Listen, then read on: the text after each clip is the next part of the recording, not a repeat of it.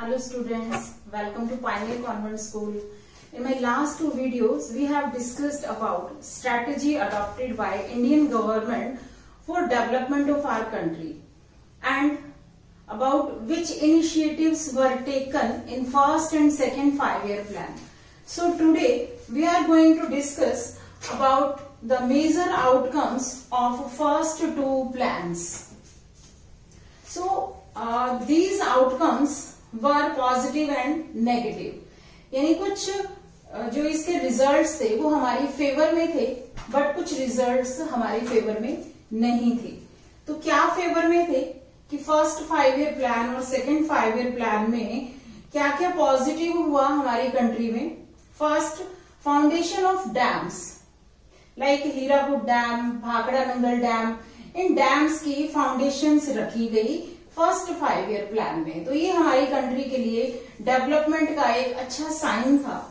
Second, heavy industries की in first और second 5-year plan में हैवी इंडस्ट्रीज एस्टैब्लिश हुई, वो भी हमारी कंट्री की डेवलपमेंट के लिए एक बहुत अच्छा स्टेप था. थर्ड, इम्प्रूव्ड इंफ्रास्ट्रक्चर की हमारी कंट्री के लाइक ट्रांसपोर्टेशन, कम्युनिकेशन, इनके इंफ्रास्ट्रक्चर सिस्टम काफी इम्प्रूव हुए, अच्छी बिल्डिंग्स बनाई गई. और कौन से पॉइंट्स जो है इनटू फर्स्ट 5-year प्लान में नेगेटिव थे, यानी हमारे अगेंस्ट थे हमारी कंट्री के. फर्स्ट है food crisis. First 5-year plan का जैसे मैंने आपको बताया कि मेन मोटिव था हमारी कंट्री को जो है सेल्फ सफिशिएंट बनाना, वो भी मेनली फूड ग्रेन आइटम्स में. बट जब सेकेंड 5-year प्लान में हमारा मेन फोकस इंडस्ट्रीज पर हो गया तो यहाँ फूड क्राइसिस की प्रॉब्लम हमें दोबारा से फेस करनी पड़ी. सेकेंड, ड्रॉट, यानी इंडिया के कुछ एरियाज में ड्रॉट जैसी सिचुएशन सामने थी कि मॉनसून टाइम पे नहीं हुआ या उन एरियाज में इरिगेशन फैसिलिटीज नहीं पहुंची, तो वहां सूखा पड़ गया और बहुत सारी क्रॉप्स जो है वहां फेल हो गई. थर्ड जो सिचुएशन हमें फेस करनी पड़ी थी वो वॉर्स. 1962 में इंडिया का चाइना के साथ वॉर हुआ और 65 में पाकिस्तान के साथ. अब जब हम कंट्री के डेवलपमेंट के लिए आगे बढ़ने के लिए कुछ नया कर रहे हैं और उसी समय हमें 2 बड़े वॉर्स फेस करने पड़े, तो उस समय कंट्री की इकोनॉमी बहुत अच्छी होने की बजाय बल्कि और खराब हो गई. फोर्थ है यहाँ पर कि वो क्या सिचुएशन थी फेमाइन की, लाइक ओडिशा, बिहार, कुछ एरियाज में अकाल जैसी स्थिति का हमें सामना करना पड़ा. तो ये जो आउटकम्स थे यानी रिजल्ट्स थे फर्स्ट और सेकेंड 5-year प्लान के, वो कुछ हमारे फेवर में थे और कुछ के द्वारा जो है हमारा डेवलपमेंट काफी डिले हो गया. नेक्स्ट जो टॉपिक है आज का हमारा कि कंट्रोवर्सीज हुई डिफरेंट ग्रुप्स में कि strategy of development resulted many controversies की जो भी स्ट्रेटेजी इंडियन गवर्नमेंट के द्वारा अडॉप्ट की गई तो सब लोग उससे सेटिस्फाई नहीं थे, हैप्पी नहीं थे. 2 ग्रुप्स बन गए, लाइक फर्स्ट जो एग्रीकल्चर के फेवर में थे और दूसरे इंडस्ट्रीज के फेवर में थे. तो ऐसे 2 ग्रुप्स ने एक दूसरे को क्रिटिसाइज किया. 2 ग्रुप्स में कि some favoured agriculture but others favoured industries. कुछ ने कहा कि फर्स्ट 5-year प्लान में एग्रीकल्चर में बहुत ज्यादा इन्वेस्ट किया गया, दूसरे ग्रुप ने कहा कि इंडस्ट्रीज में सेकेंड 5-year प्लान में जरूरत से ज्यादा इन्वेस्टमेंट की गई. तो ये जो क्रिटिसिज्म था या एक दूसरे के अगेंस्ट हो गए थे दोनों ग्रुप्स, इनमें बहुत सारे जो है पॉलिटिकल लीडर्स इन्वॉल्व थे. सेकेंड जो इन ग्रुप्स के बीच में हुआ वो था क्रिटिसिज्म कि मोर इन्वेस्टमेंट हुई इंडस्ट्रीज में, जिससे कि बहुत पैसा लगाना पड़ा इंडियन गवर्नमेंट को, वो भी हैवी इंडस्ट्रीज पे. तो वो लोग चाहते थे कि ज्यादा से ज्यादा एग्रो बेस्ड इंडस्ट्रीज हों और एग्रीकल्चर के ऊपर ज्यादा फोकस किया जाना चाहिए था. बट दोनों ग्रुप्स की कंट्रोवर्सीज का जो रिजल्ट निकला, यानी कि इन्होंने मिक्स्ड इकोनॉमी को भी बहुत इजीली एक्सेप्ट नहीं किया. जो इंडियन गवर्नमेंट ने जिस स्ट्रेटेजी को अडॉप्ट किया था उसकी फेवर में बहुत सारे लोग नहीं थे. सेकंड जो कंट्रोवर्सी हुई वो प्राइवेट और पब्लिक सेक्टर के बीच में हुई. ये दोनों ग्रुप में आपस में एक दूसरे को कंडेम करते रहे, क्रिटिसाइज करते रहे. उन्होंने कहा कि गवर्नमेंट का एक्चुअल में कहाँ फोकस होना चाहिए था, बट रहा कहाँ उसका फोकस। सबसे पहला जो क्रिटिसिज्म हुआ, private sector criticised for intervene of government, कि प्राइवेट सेक्टर ने बिल्कुल क्लियरली जो है क्रिटिसाइज किया कि गवर्नमेंट का इंटरफेयर जो है बहुत ज्यादा रहा प्राइवेट सेक्टर में, और प्राइवेट सेक्टर जो है प्रमोट नहीं कर पाया, आगे बढ़ नहीं पाया। सेकंड, नो हेल्दी कंपटीशन, ये भी एक बहुत बड़ा एक क्रिटिसिज्म था प्राइवेट सेक्टर की तरफ से। उन्होंने कहा कि जो गवर्नमेंट ने टैरिफ की पॉलिसी अडॉप्ट की है, लाइक जो फॉरेन गुड्स के ऊपर जो उसने बहुत ज्यादा हैवी टैक्स लगाया है और इंपोर्ट आइटम्स इंडिया में आने पर बैन लग गए कंप्लीटली, तो उससे उनको कोई एक हेल्दी कंपटीशन नहीं मिला। यानी डोमेस्टिक गुड्स का जो है फॉरेन गुड्स के साथ कोई कंपटीशन का चांस ही नहीं था। Third, corruption, many give bribe to government officers. अब बहुत सारे ऐसे थे पब्लिक सेक्टर में और प्राइवेट सेक्टर में जो करप्ट हो गए, करप्शन में इन्वॉल्व हो गए ऑफिसर्स, और इवन जो प्राइवेट सेक्टर अपनी इंडस्ट्रीज को सेव करने के लिए, अपने आप को आगे बढ़ाने के लिए, वो इन गवर्नमेंट ऑफिसर्स को उन्होंने रिश्वत देनी शुरू कर दी। तो ये बहुत सारे जो है कंट्रोवर्सीज के रिजल्ट्स हमारे सामने आए।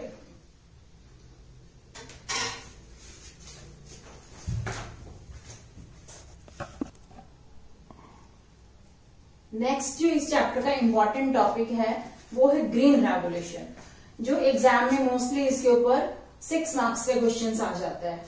After 1965 there was a drastic change in agricultural production, कि जो भी गवर्नमेंट ने स्टेप्स उठाए एग्रीकल्चर में, तो उसका एक बहुत पॉजिटिव रिजल्ट हमारे सामने आया हरित क्रांति के रूप में।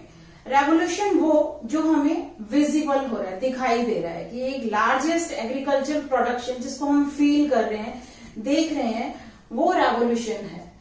तो इसमें मेनली जो है व्हीट, राइस जो है उसमें बहुत ज्यादा लार्जेस्ट प्रोडक्शन हुआ ग्रीन रेवोल्यूशन की वजह से, और उन क्रॉप्स में मतलब हम सेल्फ सफिशिएंट ही नहीं बल्कि इतना सरप्लस हो गया हमारे पास इन 2 आइटम्स में, मेनली व्हीट और राइस में, कि उसको हम एक्स्ट्रा जो है वो फॉरेन कंट्रीज में भी उसको एक्सपोर्ट कर रहे हैं।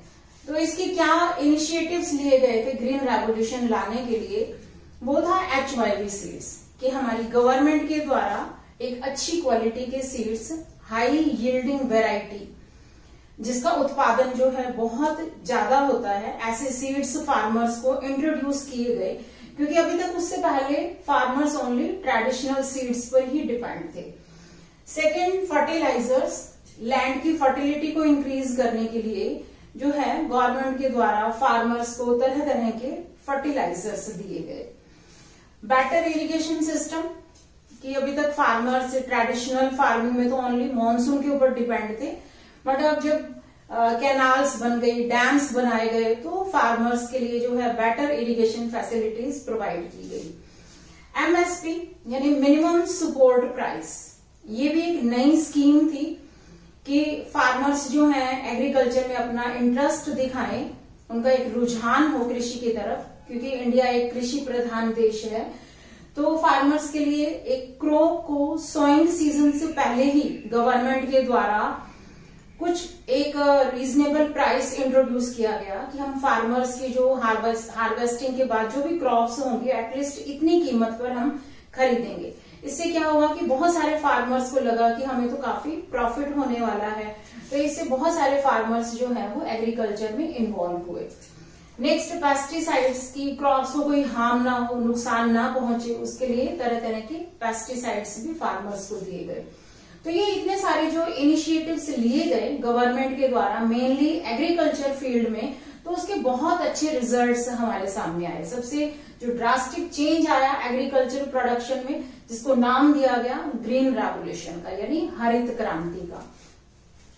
उसकी क्या क्या एडवांटेजेस रही एग्रीकल्चर में ग्रीन रेवोल्यूशन की। फर्स्ट है लार्जेस्ट प्रोडक्शन, कि जो लार्जेस्ट प्रोडक्शन था मेनली व्हीट और राइस में, वो मल्टीपल हो गया, यानी कई गुना बढ़ गया।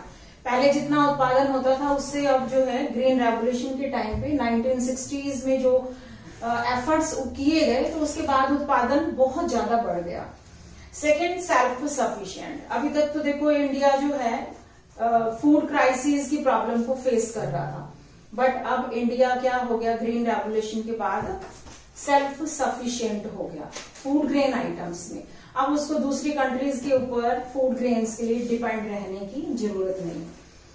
नेक्स्ट है इम्प्रूवमेंट इन लिविंग स्टैंडर्ड्स। देखो ये कितना अच्छा रिजल्ट है कि फार्मर्स जो बहुत ज्यादा पुअर थे धीरे धीरे जो है उनकी लाइफ इंप्रूव होने लग गई, उनका स्टैंडर्ड इंप्रूव हो गया। वो अब लग्जरियस आइटम्स को इजीली अफोर्ड कर पा रहे थे क्योंकि उनके पास कैपिटल आ गई थी, पैसा आ गया था उनके पास।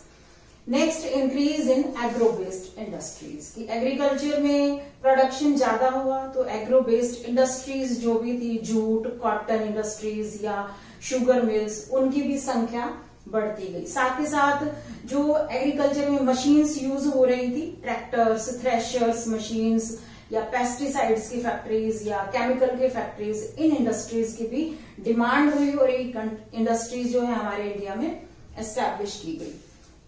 बट साथ के साथ बहुत सारी एडवांटेजेस होते हुए ग्रीन रेवोल्यूशन की कुछ एक डिसएडवांटेजेस भी हैं। अब वो क्या है? फर्स्ट है बिलो अंडरग्राउंड वाटर टेबल, कि ये जो मैंने आपको बताया कि HYV सीड्स हैं, एक्चुअली क्या है कि ये सीड्स जो है बहुत ज्यादा वाटर की डिमांड करते हैं। ट्रेडिशनल सीड्स में इतना पानी नहीं चाहिए होता, बट इन सीड्स की वाटर की रिक्वायरमेंट बहुत ज्यादा होती है। अब फार्मर्स के पास अपने जो पर्सनल ट्यूबवेल्स थे तो वो अंडरग्राउंड वाटर से कभी भी पानी लेके अपने फार्म्स में जो है इरिगेट कर रहे थे क्रॉप्स को, तो जिससे जो है क्या हुआ कि जमीन के अंदर का जो पानी है वो काफी बिलो हो गया। Second, gap widened between rich and poor, कि ग्रीन रेवोल्यूशन से जब किसानों को फायदा हुआ बट साथ के साथ उनके बीच का गैप भी बढ़ गया। वो कैसे?